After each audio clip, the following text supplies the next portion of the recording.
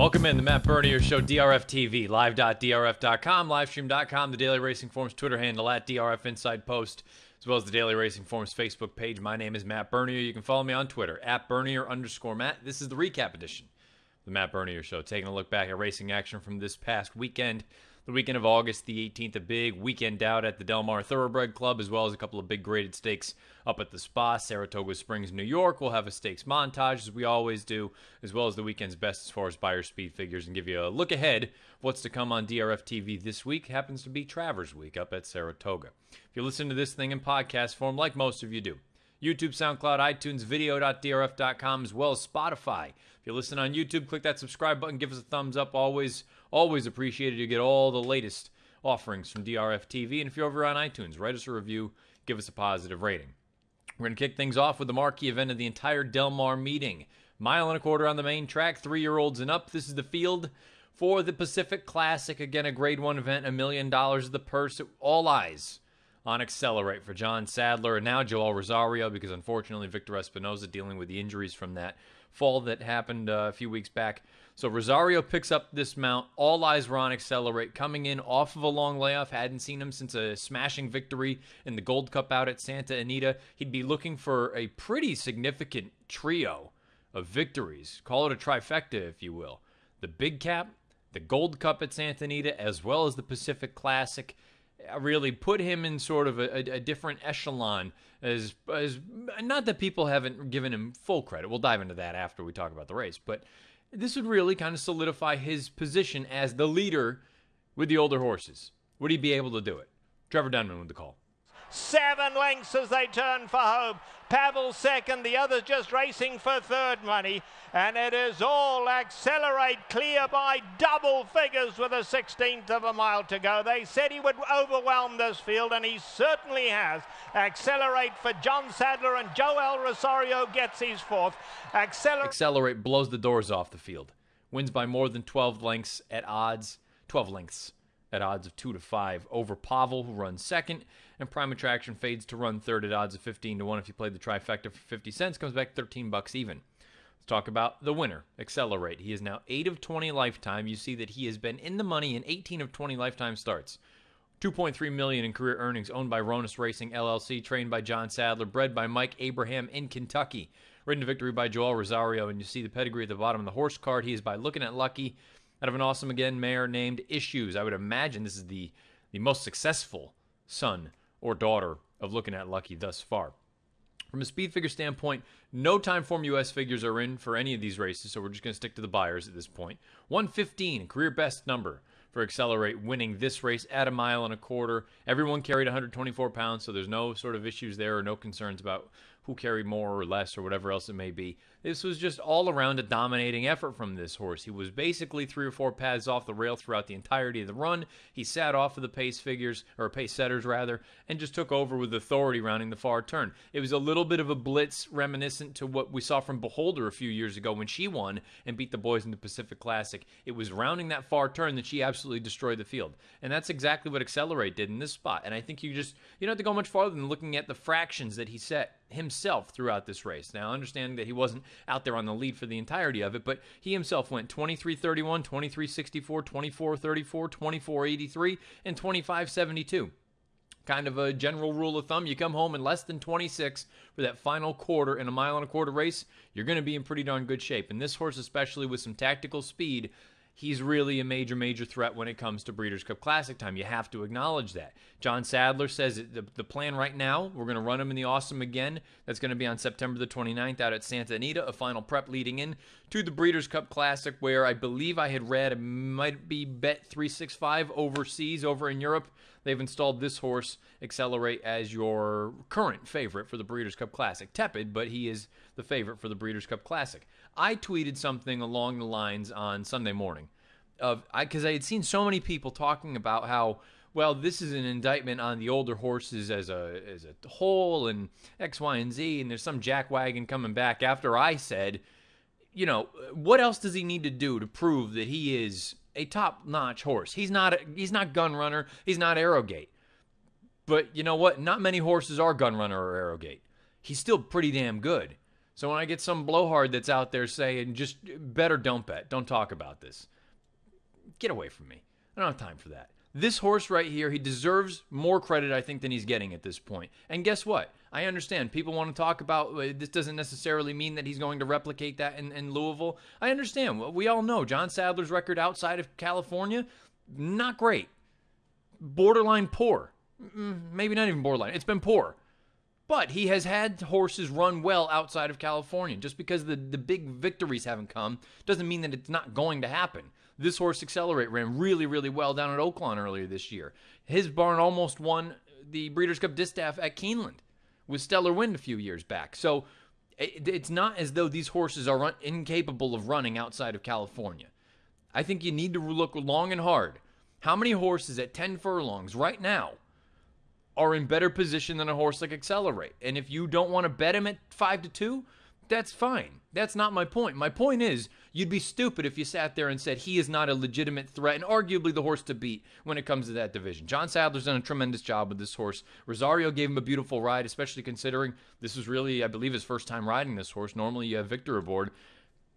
I don't have any knocks. I thought this was a tremendous effort all the way around. Off of the layoff, you would imagine that he's not going to be fully cranked up for that race in September at Santa Anita. But really, when you look at the field, and I understand, I'm usually one of the first ones saying, well, what did he beat? And other people brought that up to me. I don't think this was a stellar field, but he did beat a Grade 1 winner in Pavel. We didn't know what we were going to get from Roman Rosso. I was a little bit surprised to see the amount of speed from Roman Rosso, but okay, he didn't beat a great field. But who else out there, outside of Diversify, are you absolutely terrified of for the older horses, the older males anyway? I think Accelerate right now is very clearly the best horse in training. Diversify, no disrespect. I still really have questions about him at these longer distances at 1.25 miles. I think Accelerate is better built for 1.25 miles than a horse like Diversify. That's a story for another conversation for another day. The point is, Accelerate was tremendous on Saturday, and he is on that very, very short list of legitimate threats to win the Breeders' Cup Classic for John Sadler and company. As far as the rest of the field is concerned, not a lot to add. Roman Rosso, I suppose, if you want to say this was his first start off of a long layoff for Baffert, showed some speed, set a pretty legitimate pace, 23.46 and 3 for a half, 11 and 1 for 3/4. Maybe he needed one, and maybe he'll step forward in his next start. That's totally fair. But it sounds like he's more of a grinder, a long-distance, long-winded sort. Pavel, I thought Pavel ran a Pavel sort of race. You know, he fits in that high 90 range. He earned a 98 buyer in this spot. Prime Attraction, I told you, he's either brilliant or he's a pumpkin. I thought he was somewhere in between on Saturday. I think he earned a 93 buyer. I think he's probably slightly better than that on his best day. But this might be where he lives, in that mid-90 range. Roman Rosso spoke about, and then the bottom three, I mean, it is what it is. They were a little bit overmatched, and there were a reason they were 16-1, 12-1, and 60-1. So this race boiled down to Accelerate. How was he going to come back off the layoff? How was he going to run? And was he going to be fit and ready to go for 10 furlongs? Checked all those boxes. He was spectacular winning the Pacific Classic on Saturday afternoon. Sounds like the Awesome, again, is going to be the logical prep and the stepping stone to a big effort beneath the Twin Spires the first weekend in November in the Breeders' Cup Classic. If all goes as planned, it looks like Accelerate is going to be one of the favorites for the Breeders' Cup Classic. He earns a 115 buyer speed figure winning this year's Pacific Classic. Out to Saratoga for their Grade 1 on Saturday. The field for the Grade 1 Alabama, 1.25 miles on the main track, 3-year-old fillies, a field of 8 signed on. And really, but look, it boiled down to who's going to be able to see out the distance. Who is going to hate going 10 furlongs the least? Because none of them really wanted it. I shouldn't say that. I thought going in, none of them really wanted it. It was a matter of who was going to dislike it the least. Well, we found out there was actually one horse that really, really appreciated it. She also appreciated a pretty significant pace setup in this spot. Larry Colmus with the stretch run of this year's Alabama. Veuve to me turns for home in front in the Alabama. Midnight Bijou on the outside. Eskimo Kisses is coming on too. She's a Julius fourth. Eskimo Kisses strikes the front with a furlong to run and starts to pull away. And then it's Talk Veuve to me, followed by Midnight Bijou on the outside, and She's a Julie. But it's Eskimo Kisses and Jose Ortiz in the Alabama. Eskimo Kisses blows the doors off the field. She wins by more than 6 lengths at odds of 9-1. She's a Julie. Runs second, 1 of 2 in here for Asmussen. And the other Asmussen, Midnight Bisou, your 6-5, borderline 7-5 favorite, ends up running third in this spot beneath Mike Smith. Let's take a look at Alabama champion or Alabama winner. Again, I understand people don't like the word champion. Alabama winner, Eskimo Kisses. She's 3 of 10 lifetime, 7 times in the exact, at just under $700,000 in career earnings. Owned by Gainesway Stable, Anthony Beck, Harold Lerner LLC, Andrew Rosen, Neehawk Stables, trained by Ken McPeak, bred by Gainesway Thoroughbreds Limited in Kentucky. Ridden to victory by Jose Ortiz, and you can see the pedigree at the bottom of the horse card. She's by To Honor and Serve out of a Mr. Greeley mare named Silver Colors. Got to be the best son or daughter of To Honor and Serve to this point, unless I'm mistaken and I'm forgetting someone. But what she's accomplished, she's a Grade 1 winner. She's Grade 1 placed already earlier this year as well. She's put a nice resume together, has Eskimo Kisses. 100 buyer speed figure for her in this spot. Now, I think we have to acknowledge, sort of, not the elephant in the room, but look, she had an unbelievable situation develop in front of her. She was taken back to last by Jose, and you look at her fractions throughout. She's walking in the early portions of the race while the other girls are up there. I'm not sure what the onus was or what the rationale was going 10 furlongs, going 22-2, 46-3 for a half. But Eskimo Kisses comes home in 24.81. For some sort of perspective, the next best closer in this spot, Midnight Bisou, she got her final quarter in 26.13. So, I mean, we're talking, some obscene margin difference there, and that's why Eskimo Kisses continued to pull away down the stretch. I think we have to talk about, again, the pace situation. Talk Vouv to Me and She's a Julie. They went out there, and Talk Vouv to Me was the one that cut out the fractions. She's a Julie sat just off. The fact that She's a Julie ended up running second, I think this was a giant effort from her, and I think Steve Asmussen said it. He goes, from where she was at the beginning of the year to where she is now is pretty damn impressive. She continues to improve. Look, I never liked her, but then I went back and watched that most recent run at Prairie Meadows, and I thought she was tremendous. She looked like Secretariat out there. That's why I picked her in here. Dan Illman picked her in here. She got bet down to 6-1, and I was texting with Illman after the race, and I said, I'm heartbroken for 2 reasons. One, because I said that Eskimo Kisses would win this race back in May, because I picked her in the Kentucky Oaks, and she had a little bit of a trip in there, and I just thought she was terrible in that Coaching Club American Oaks. Picked her that day, too, and unfortunately, I got off. It is what it is. But to beat the other favorites in here with She's a Julie, to finish ahead of them, and have Eskimo Kisses be the one to come and get the job done, broke my heart. Just basically summed up my weekend. Nobody wants to hear me cry over spilt milk. The point is, She's a Julie ran a very, very strong race in this spot at a distance that she doesn't really want. She just was able to outstay the other favorites in this spot, Midnight Bisou and Talk Vouv to Me. It sounds like She's a Julie and Midnight Bisou, they're both going to be considered for the cotillion coming up at Parks next month at 1 1/16 or 1 1/8, one of the two. Somebody can fact check that. I think it's a great spot for both of them. I still do wonder with Midnight Bisou. I would almost wonder if you're better off, and I understand the sort of the draw is it's a Grade 1 and it's restricted to 3-year-olds. I kind of like her going 1 turn still. And you could always look at the Beldame at Belmont. And I know maybe you could run in both, theoretically. But it's a Grade 1 event. It's 1 1/8. It's 1 turn. I'm sure you're going to get some really salty older horses in there, whether it's an Elate or someone else. But I kind of feel like that would be a really nice spot for Midnight Bisou. Time will tell how that goes. She's a Julie. I thought she ran well. Midnight Bisou just simply didn't want to go this far. I'm not going to hold that against her. Talk Vouv to Me. Considering she went as fast as she did, to only be 2 necks behind the 2nd and 3rd place finishers, she ran a giant race in this spot. And I was very dubious about the distance for her.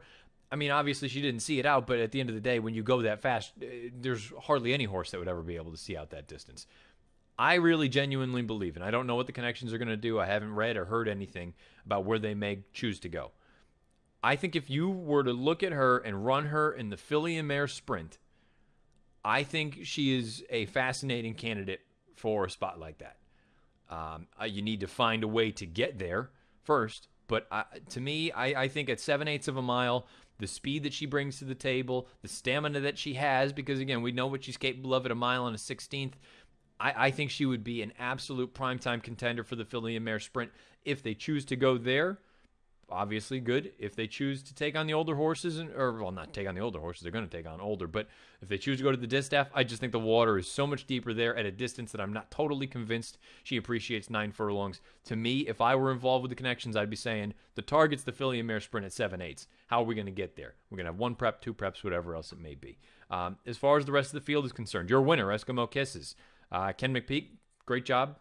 This was one of those things. The CCA Oaks was very clearly a prep, and she didn't get a great pace set up that day. She got a 180 difference here. She got the distance that she wanted. She got the pace that she wanted to run at. Sounds like the next stop will be the Spinster at Keeneland. She'll prep there before the Breeders' Cup Distaff. Now, we have to also talk about, and we'll talk about it again with another race coming up here shortly, the fact that Unique Bella has been retired because, unfortunately, of a little bit of a training injury, but she's done. Now that's one less name that you got to worry about for the Breeders' Cup Distaff. I've always maintained, you can go back and watch the recaps, I always thought she'd be better off in a race like the Filly Mare Sprint. Neither here nor there. That's one less name that you have to worry about. Now, I do wonder if there's a scenario, and we'll find out what happens. I believe it's coming this upcoming weekend in the Personal Ensign. You've got Abel Tasman and Elate throwing it down again. I've always felt that Elate is probably better suited for those 10 furlong distances. We saw how impressive she was coming back and winning the Delaware Handicap. And Abel Tasman probably better in that 9 furlong range. Not that she can't go 10, but probably better going a little bit shorter. I wonder if there's still that piece in the connections of Elate that maybe they choose to go to a race like the Classic as opposed to the Distaff at 10 furlongs. And then all of a sudden, let's just say theoretically that happens. The Distaff now all of a sudden went from a war on paper. It's still a pretty damn good race when you're going to have possibly an Abel Tasman and a Monomoy Girl and those sorts. But a horse like Eskimo Kisses, if you think that she runs well in that race down at Keeneland, and then maybe she gets some pace to run at Churchill, mile and 1/8, certainly not a problem for her. She's run well there in the past. All of a sudden, if you're thinking, because we got to start thinking about that now. Breeders' Cup is starting to be on the mind. We're past the halfway point. We're almost on the tail end of Saratoga and Del Mar. Eyes are starting to focus. Shift your attention from the summer. I hate to do it, but Breeders' Cup time, it's coming. Maybe Eskimo Kisses all of a sudden becomes an interesting alternative for a race like the Breeders' Cup Distaff. We'll find out. She's very, very impressive when she gets the pace and the distance that she wants. She got the pace. She got the distance on Saturday. Finished like a freight train. Eskimo Kisses gets the job done in the Grade 1 Alabama, earns a 100 by her speed figure. Back to Del Mar for the other Grade 1 on Saturday's card. This one, 3-year-old fillies, 1 mile and 1/8 on the turf course. Here's the field for the Grade 1 Del Mar Oaks, a field of 12. And really, this was a scenario where you had a few interesting contenders, but you had one horse that took the lion's share of the money, and that was Ollie's Candy, going out for Billy Morey. I've always loved Ollie's Candy. Made no bones about it. Anyone that's watched any of the programming on DRF TV understands I have a little bit of a horse crush on Ollie's Candy. I think she's tremendous, and she was a little bit unlucky in that San Clemente, but she figured to get a much better setup and a much better trip in a spot like this on Saturday afternoon. But there were other fillies that warranted some consideration, and we got a very, very fun stretch run. A little bit heartbreaking for me, but an interesting stretch run nonetheless. Trevor Denman with the call. Taking on Miss Bad Behavior. Ollie's Candy, Miss Bad Behavior. They are stride for stride. California Gold Rush running on late. Fatal Bear down the center. Fatal Bear is coming fast on the grandstand side. Fatal Bear, Ollie's Candy. Fatal Bear catching stride for stride. Fatal Bear perfectly timed up to it. Fatal Beret gets the job done at odds of 7-1. She wins the Grade 1 Del Mar Oaks over Ollie's Candy, defeats her by a neck. Third place finisher California Gold Rush off the long layoff at odds of 16-1. The try comes back a nice $219 and some change for 50 cents. Let's talk about Fatal Beret.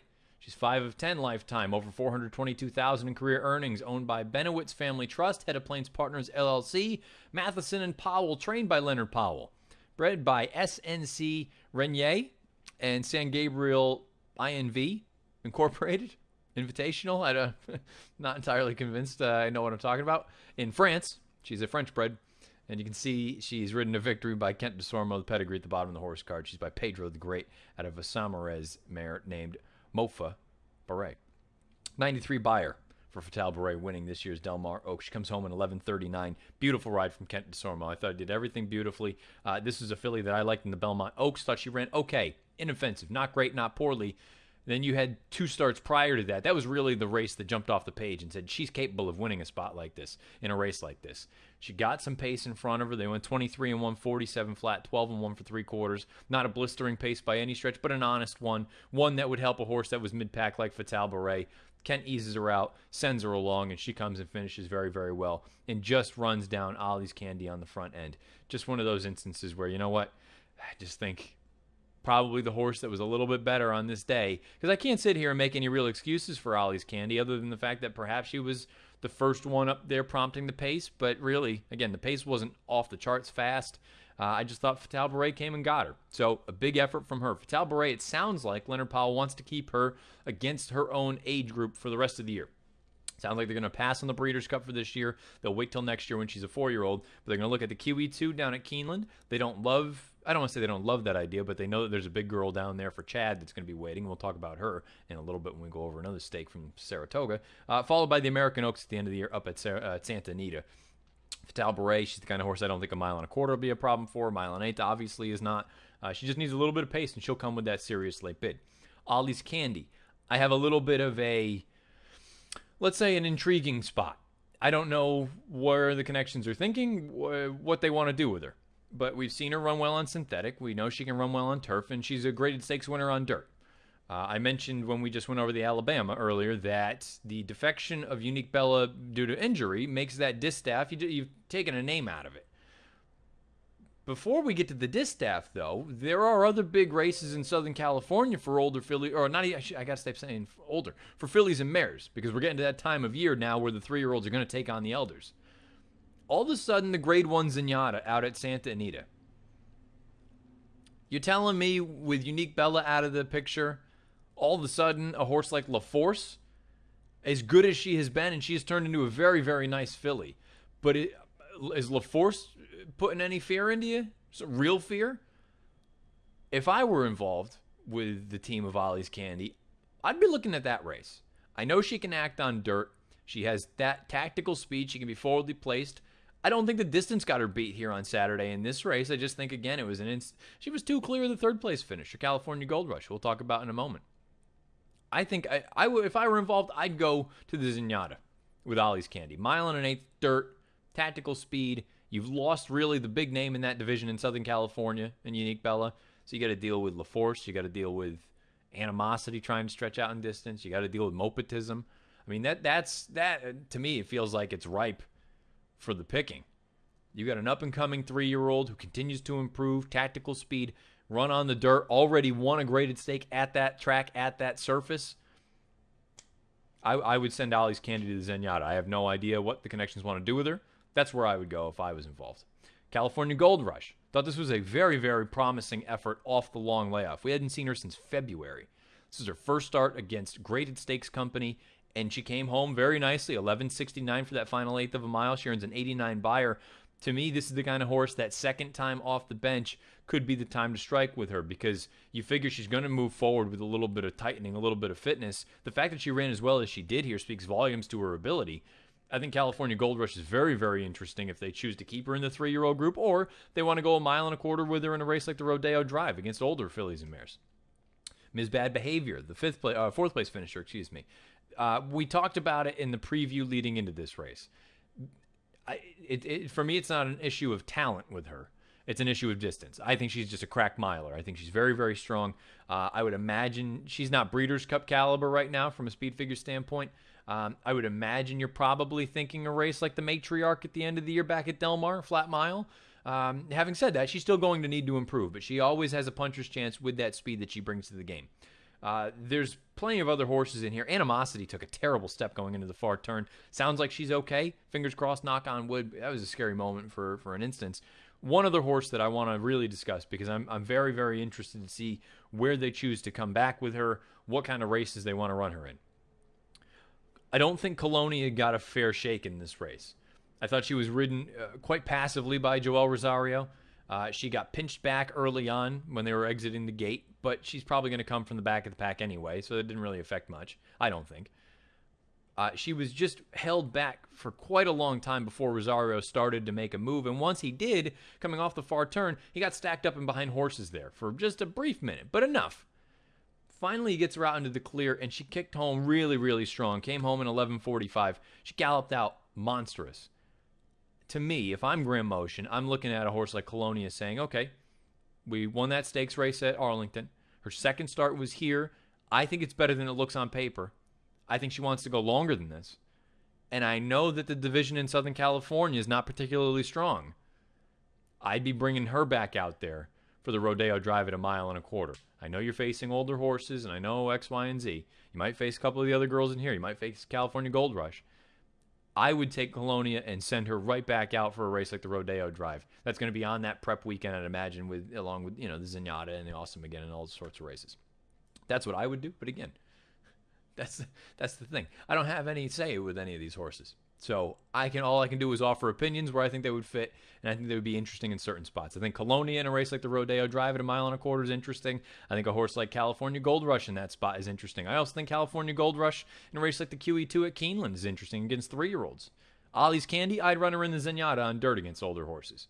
All sorts of interesting things. Sounds like Fatale Beret, the winner, is going to stick to 3-year-old company. Sounds like the QE2 at Keeneland, followed by the American Oaks at the end of the year out at Santa Anita. Very good job all around with Fatale Beret. She gets the job done at odds of 7-1. She's a Grade 1 winner. She wins the Del Mar Oaks this year with a 93 Beyer speed figure. Back to Saratoga, 3-year-old fillies on the turf course, 1 mile and an eighth. The Grade 2 Lake Placid. Here was the field of 7 signed on. All eyes on Rushing Fall. Chad Brown, Javier Castellano. We hadn't seen her since Derby weekend. Had a little bit of a, I don't know if it was an illness or an injury. She had something that laid her up for a little while, and then they chose to bypass the Lake George on opening weekend for the fillies on the turf to come and train her into a spot like this. She was bet down to odds of 6-5. Unfortunately, they had to run over soft going, so the times aren't going to be spectacular. But what was spectacular was the performance from Rushing Fall. Here's Larry Coleman with the stretch run. Wide, Daddy is a Legend, Caplet Temptress on the far outside. Significant form behind a wall of horses with a furlong to run. Rushing Fall in front. Rushing Fall's got a 3-length lead. Caplet Temptress is taken second on the outside. Daddy is a Legend is third. Significant form and Andina Del Sur. No match for Rushing Fall. Rushing Fall wins the Lake Placid by 3 over Caplet Temptress. Rushing Fall, very, very impressive. Only wins by 2 3/4 lengths, but it looked like it was by about 7. She gets the job done over Caplet Temptress, who ran very, very well in her own right at odds of 10-1 to run second. And Daddy is a Legend runs third at odds of 9-2 in this year's Lake Placid. Let's take a look a little bit deeper at Rushing Fall. She's 5 of 6 lifetime, and the exact all 6 starts, over $1 million in career earnings. Owned by E5 Racing Thoroughbreds, trained by Chad Brown, bred by Fred W. Hertrick III and John D. Fielding in Kentucky, ridden to victory by Javier Castellano. And you see the pedigree at the bottom of the horse card. She's by More Than Ready out of a forestry mare named Autumnal. 96 Beyer speed figure for Rushing Fall, winning this year's Lake Placid. She came home in 12:50. Don't really want to hold that against her, though. We know she's capable of much faster than that, but that was just more a product of the turf that they ran over. Caplet Temptress, a 91 Beyer. She comes home in 12:46. Daddy is a Legend, an 86, comes home in 12:97. The top 2, I think, very clearly pushed themselves above the rest of the field. I thought they ran the best races far and away. Disappointment a little bit from Significant Form, the other Chad in this spot. Just never thought she really got involved. Very disappointing effort from The Way I Am. But yeah, I think they already have built-in excuses, whether they did or didn't handle the soft turf. That's something that you can throw in there if you want to make a case for them going forward. As far as Rushing Fall is concerned, Chad said, may train her right up to the QE2 down at Keeneland, or there's a scenario, the Sands Point is a nice sort of middle ground there, may run her there at Belmont and then lead her in to the QE2 down at Keeneland. But again, she's really done nothing wrong in her career, and you can make the argument that a questionable ride from Javier down at Churchill Downs on Derby weekend, perhaps that's the only thing keeping her from being 6 for 6, and it feels like she is sort of the heir to the throne, or the heiress to the throne, excuse me, of Lady Eli. Lady Eli obviously retired last year. Rushing Fall feels like she is just sliding into that slot as far as the best 3-year-old or up-and-coming filly on turf for Chad. And I'm not talking about Sister Charlie and A Raving Beauty and all those other unbelievable horses that Chad has that are older. I just mean it feels like it was time for a 3-year-old. Lady Eli is going to pass the torch, pass it on to Rushing Fall. She won the race down at Del Mar last year as a 2-year-old, the Breeders' Cup. Comes out here this year, has done nothing wrong whatsoever. Love that tactical speed that she brings to the table. She sits just off the pace. She takes over, overwhelms fields. I know the margin was just under 3 lengths. It looked like it could have been a hell of a lot more than that. Caplet Temptress, I thought she ran really well, and it'll be interesting to see what they do with her because she's gone all over. She's been a bit of a globetrotter. I think they should keep her here. I think 1 mile and an eighth is right what she wants, perhaps even a little bit more. Don't know if she's ready to take on the elders, though. So I do wonder if a race like the QE2 at Keeneland is a good spot for her as well. Don't think she's quite Breeders' Cup quality, but I think that's probably a nice sort of spot for her to wrap things up, or at least perhaps that's a stopgap to get to a race like the American Oaks at the end of the year out at Santa Anita. But really, those top 2, they were the ones that separated themselves in a race like this. I thought Rushing Fall was tremendous, and I thought Caplet Temptress was very, very good as well. Suppose if there is any little bit of a critique, maybe Julian Leparoux could have got into her a little bit earlier. I don't think it would have made any difference. I think Rushing Fall was winning this race regardless, but Capital Temptress, she was a little bit far back, and she came with that run. She finished very, very well. But Rushing Fall, the star of the show in the Lake Placid this year for Chad and Javier, she runs a bang-up race. She's never run a bad one in her 6 lifetime starts. And again, could be the Sands point, but the ultimate goal is to get to the QE2 down at Keeneland in October. Rushing Fall gets the job done in this year's Lake Placid with a 96 buyer. Now, there were a number of impressive performances this past weekend, whether it was Accelerate, whether it was Rushing Fall, whether it was any of these, whether it was Eskimo Kisses, whomever. You can make a case that there were a number of impressive performances. Perhaps none more so than this one here in the Del Mar Handicap. Here's the field of 11, and post-time favorite was It's in the Post. 5-2, tepid choice, 5-2, bordering on 3-1. There were questions about whether or not he liked Del Mar, because I believe he was 0 for 10 coming into this spot. There were questions about what kind of form he was in because he had run so poorly in the Eddie Reed. But there were a number of questions for a lot of horses in this spot.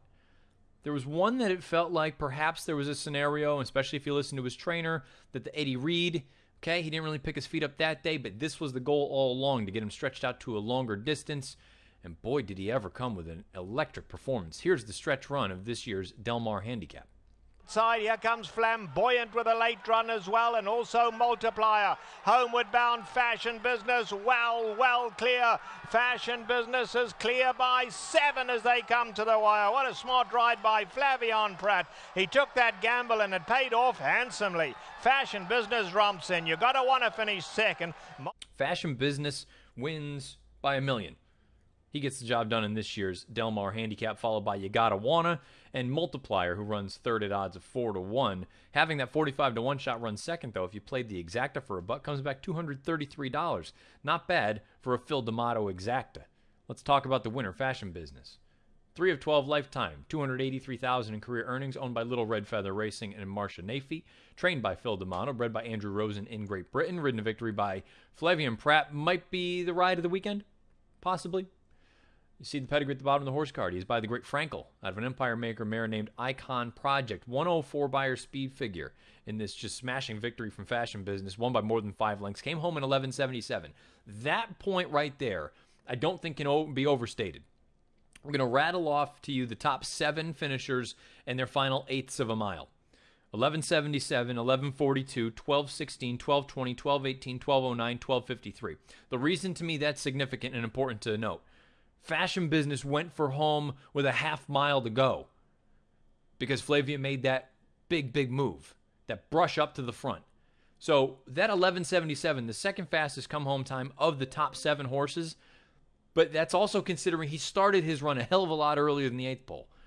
This was a really spectacular performance from this horse, and it always felt like they were trying to figure out what his best game was. Was he better at those sort of middle distances, or was he better going longer? They finally are able to stretch him out. He ran really well in the Manhattan. I liked him coming back in the Eddie Reed. He didn't really pick his feet up. There were a lot of horses that didn't run that day. Phil D'Amato said that was a means to an end to get to this spot, and boy, did he deliver with just a giant performance. 104 buyer speed figure. You Gotta Wanna earns a 96 running second. Multiplier and Colonist both earn 94s. Flamboyant, Ashley Love Sugar, 93s, and It's in the Post in 92. Let's discuss It's in the Post. It sounds like for him, he might be rested. Jeff Mullins, I credit him for coming forward and just saying, we'll let him regroup. He's been a warrior for 2 years. Maybe we sit him out for the next few months. Because you've got to wonder. It's so tough, especially with a horse like this, because it felt like at Santa Anita he wasn't quite as strong as he had been in the months prior. But these 2 races, he's been dreadful. Now you've got to factor in, perhaps he just doesn't like Del Mar. That's entirely possible. Wouldn't be the first time we've seen a horse not like a surface. But he's just, very rarely did you see such poor performances these past 2. So perhaps he's going a little bit off form. And I credit the Connections for saying, you know what, we're going to do right by the horse. He's brought us all over the place. If he needs a little bit of a breather, let's give him a little bit of a breather. And hopefully we get him back at Santa Anita at some point. Fashion Business meant to say this. Most logical spot, it sounds like, is the John Henry Turf Championship as the prep for the Breeders' Cup Turf. That prep would be on September the 30th, obviously realizing that the Turf would be on the first weekend in November. I don't know if it's the 2nd or the 3rd, whatever date it is. I thought those horses ran very well, or Fashion Business anyway. You got Awana as a nice up-and-comer.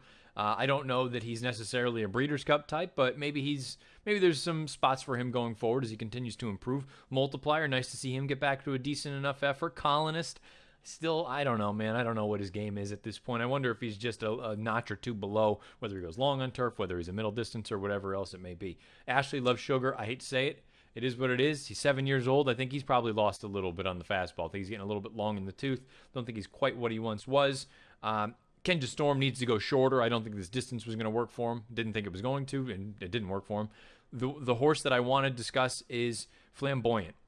I said it when we did the preview for this race. You can just basically cut the audio from every preview that we've ever done with Flamboyant and just replay it. He is a mile to a mile and a 16th to a mile and an eighth kind of horse. You get him out past that, he still will come with a run, but he'll flatten out. The distance is not his friend. Keep him at between 8 and 9 furlongs. I think he still has a giant race in him, and this race to me is all the evidence that I need to see to think that, because on the far turn, he ran basically when Fashion Business opened up and made his move. This horse came in behind him. Bejarano, I thought, gave him a beautiful ride. Followed that sort of path, and he looped the field.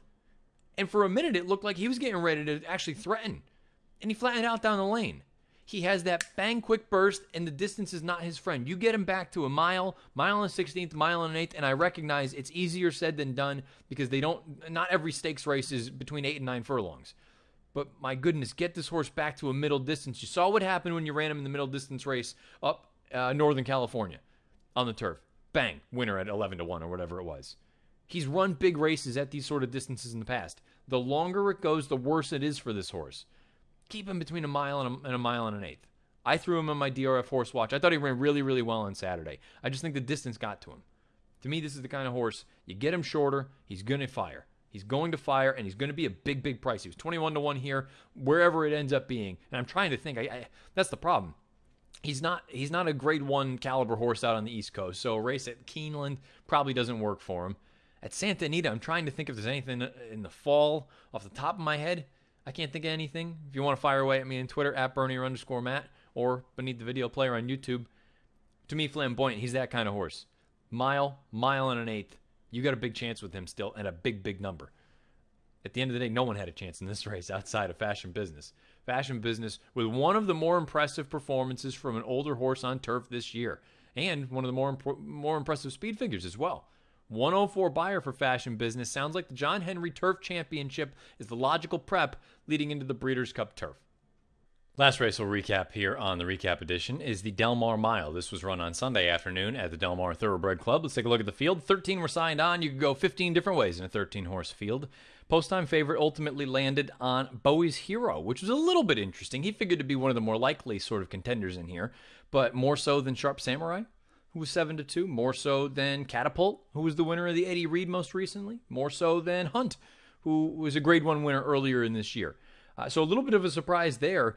What wasn't a surprise was who ultimately prevailed, because it just feels like right now, man, you get in the way of John Sadler and Drayden Van Dyke, you're just asking for some trouble because they are on absolute fire right now.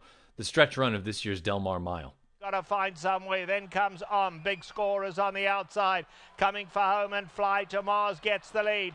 Fly to Mars goes on for home now, and it's Fly to Mars. A late run from Catapult. Catapult coming like an express train. Catapult absolutely flying, and Catapult up to give Drayden Van Dyke his 5th. Catapult wins. Catapult gets the job done. How's that for a double? He wins the Eddie Reed at the beginning of the meet, and now he has the Del Mar Mile to his name. He gets the job done at odds of 5-1. Fly to Mars finishes second, but is disqualified and placed third at odds of 9-1. The second place finisher via DQ is Sharp Samurai at odds of 7-2. Let's take a look at Catapult. Catapult is 6 of 15 lifetime. You see 10 times in the money, over $621,000 in career earnings. Owned by Woodford Racing LLC, trained by John Sadler, bred by Breffney Farm in Kentucky. Ridden to victory by Drayden Van Dyke, and you can see the pedigree at the bottom of the horse card. He's by Kitten's Joy out of a Stormcat mare named Gata Bella. 103 buyer for Catapult. Gets the final quarter mile in 22:60. Absolutely flew home. Good ride from Van Dyke. Basically everything that Drayden Van Dyke turned to on Sunday turned to gold. 7 victories and a 10-horse card. Congratulations to him. Instance where you're saving ground for the majority of the run, in behind horses stacked up on the far turn, finally get extricated, bang, comes with that big late kick that we had seen him do so with in the Eddie Reed. My concern here was that he was going to find that mile and an eighth a little bit better than the mile. Didn't matter. John Sadler, and I said this coming into this week when we did the preview for this race, what he's done with Accelerate, tremendous. What he had done with Stellar Wind, what he's done with so many other horses. I could make a serious case that this is the best training job he has done over the past 5 to 10 years. Because Catapult was a very, very talented horse with Chad Brown.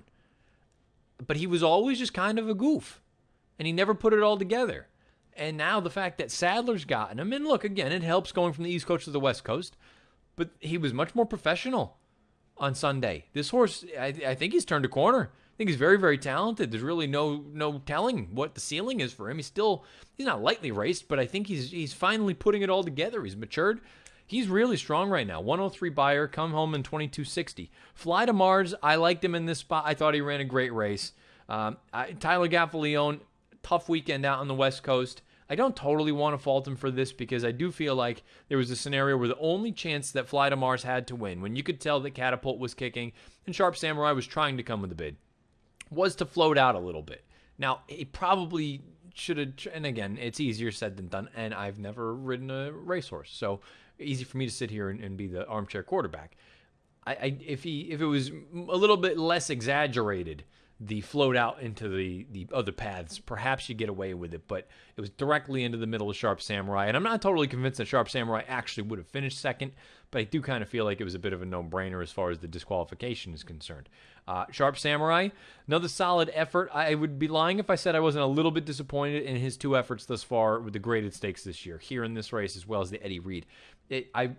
He has that tactical ability, and it just feels like for one reason or another, whether he's found one or two better than him or what, but it just doesn't feel like he's put it all together. I was expecting bigger and better. I still think that he's a very, very talented horse and he can win big races.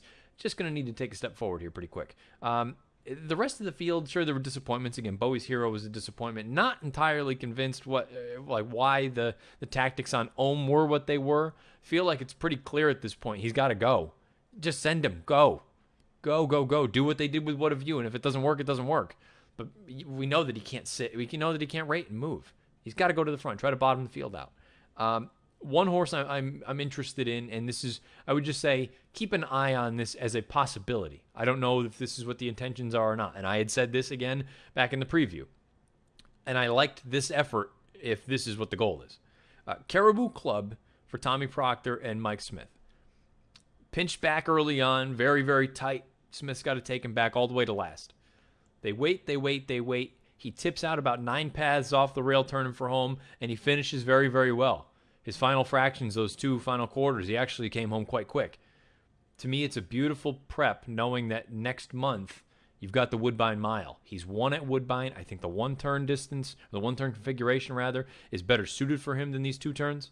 I would just keep an eye on that. I've already thrown him in my horse watch saying that I think this is a perfect prep for a race like that. We'll find out if that's what they choose to do with him. I think Caribou Club, that might be an interesting spot going forward. Just keep an eye on that. But look, this race boils down to Catapult. Catapult has turned the corner for John Sadler. And again, John Sadler, I understand Peter Miller at the moment, I believe, is the leading trainer as far as the title is concerned. The best trainer, in my opinion, out there, this really for the majority of the year, has been John Sadler. He has the best older horse. He arguably has the best turf miler out there on the West Coast. He has, you name it. He's really, really strong. This has been, I think, the best year that Sadler's had training as long as I've been paying attention. Drayden Van Dyke, tip of the cap again, just a monster day on Sunday. I think this is sort of his breakthrough as far as becoming one of the legit top-level riders we have in the country, not just in Southern California. Catapult, he's put it all together. He gets a 103 buyer winning this year's Del Mar Mile. We're going to dive into this week's stakes montage. You got a couple different things. You got Monmouth Park, Ellis Park, Woodbine, Saratoga, a couple different ones. Not a super lengthy montage. You'll have that next week with Saratoga and whatnot with Travers Week. But without further ado, let's throw it into this week's stakes montage. And Geo Game in between them. Skeptic still loaded on the inside, trying to fend off Sassy CNN, the final 1/8 of a mile. Skeptic hugs the rail under Brian Hernandez. Sassy CNN, Paco Lopez chasing with determination, but they met a tough foe in Skeptic today. And Skeptic silences the Skeptics as she wins the Monmouth Oaks. Nipawa in the Breeders' Stakes, tackled by Eskaminsen. On the inside, Say the Word and Flight Deck, but Nipawa is not surrendering. Hot Cash is starting a run well behind. It's still Nipawa. They come to the final furlong. Nipawa 3 in front, Say the Word in second, and then Eskaminsen, Flight Deck and Hot Cash, and it is the Mark Cassie Nipawa, and a Mark Cassie Triple Crown. Nipawa wins gate to wire. Second, Say the Word. Third is Flight Deck. Eskaminsen fourth. And then Hot Cash. 'Tis a Slam on the rail to fight back. And the final 2 furlongs, it's Utmost on the outside, going away a little bit. 'Tis a Slam on the rail, not finding enough. They're well ahead. Then came Seeking Albert and Black Sea. But it is Utmost showing away by a length. Now 'Tis a Slam coming back a little bit. It's not over yet. Utmost in front, and 'Tis a Slam is rallying on the inside, but Utmost, with the utmost of performance pressure, has held on to win. 'Tis a Slam. Awestruck now swings up on the outside, 2 lengths behind with a furlong to run. Jose Ortiz shaking up Moonlit Garden to get another furlong. Awestruck is second. On the inside, A Place to Shine. And then comes Forever Liesel on the outside, but Moonlit Garden is still there. A Place to Shine storms into second, but won't get to Moonlit Garden in time. Moonlit Garden won it by a length and a half over A Place to Shine. She arrives to the top of the lane with a 6, now 7-length lead and widening. It's Serengeti Empress by the 8th pole. The lead has been bumped to 8 lengths from the inside, Lucky Girasol, and then up on the outside from Last Include Edition. But the debutante runaway winner here. What a performance. Serengeti Empress. She wins gathered up by Whiskey Echo the Danger. And here comes Tobacco Road with that big sweeping move up to the outside. 1/8 of a mile left to go. And Whiskey Echo is there. Maniwa fighting on the fence, and Tobacco Road. These 3 by the 16th pole as they racing deep stretch into Juvenile. It's Tobacco Road who's forging to the front, and Tobacco Road gets it done. 3 parts. Stakes montage in the books, and let's button up this recap edition like we always do with the weekend's best as far as Beyer speed figure performances are concerned. Let's take a look. 2-year-old males on dirt. Endorsed earns an 89 Beyer in a maiden special weight race up at the Spa. 2-year-old fillies on dirt. Splashy Kisses, 77 Beyer in a maiden special out at Del Mar. 2-year-old males on turf. Beyond the Victory, 44 Beyer in a maiden special weight at Monmouth. 2-year-old fillies on turf. Newspaper of Record, 78 in a maiden special at the Spa. 3-year-old males on dirt. Timber Ghost, 91 in a maiden special weight up at Saratoga. 3-year-old fillies on dirt. We spoke about her in the recap. Eskimo Kisses earns a 100 in the Alabama at Saratoga. 3-year-old males on turf. Admission Office, 85 in a non-winners of one other than up at the Spa. 3-year-old female on turf, Rushing Fall. We already discussed her winning the Lake Placid with a 96 Beyer. Older males on turf, no surprise, Accelerate. 115 winning the P Classic at Del Mar. Older female, that was a combination of female and filly. Older female on turf, Tweeting. 90 Beyer in a non-winners of one other than down at Monmouth. Older male on turf, Fashion Business with that electric move, a 104 Beyer in the Del Mar Handicap. And the older fillies on turf, Rocky Policy, an 87 in the Jamila Stakes down at Laurel. There they are, the weekend's best performances from a Beyer speed figure standpoint on the Matt Bernier Show. Here is what's to come this week on DRF TV. It's a big week, bigger than most weeks. It's Travers Week. All sorts of graded action up at the Spa this coming weekend. You'll also have the Pat O'Brien out at Del Mar. All those stakes previews available. Video.drf.com as well as the Daily Racing Forms YouTube channel. You'll have the latest from the DRF Players podcast on Tuesday as well as on Friday. You'll have the Weekend Warrior, Mike Watchmaker. You'll have all sorts of stuff. Spa Babies, you name it. It's going to be out there for you. And you also have the preview edition of the Matt Bernier Show coming up on Friday at noon. If you've been listening to this program, the recap edition, live on Tuesday, thank you for doing so.